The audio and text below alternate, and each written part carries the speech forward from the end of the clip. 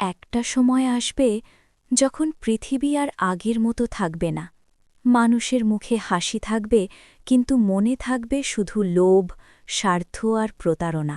বন্ধুত্ব ভেঙে যাবে টাকার জন্য, পরিবার ভেঙে যাবে অহংকারে, আর সত্য ধীরে ধীরে হারিয়ে যাবে অন্ধকারের মধ্যে। এটাই হবে কলিযুগের চরম অবস্থা। শহরের রাস্তায় দাঁড়িয়ে থাকবে অর্ণব, চারদিকে শুধু বিশৃঙ্খলা।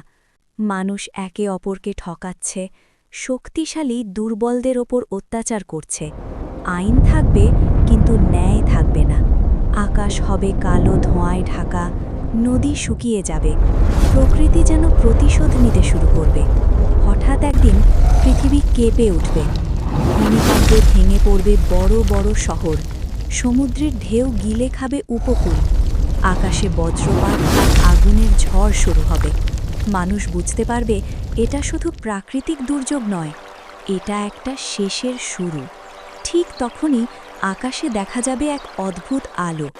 মেঘ ফুঁড়ে নেমে আসবে এক দেবীয় শক্তি, সাদা ঘোড়ায় চড়ে, হাতে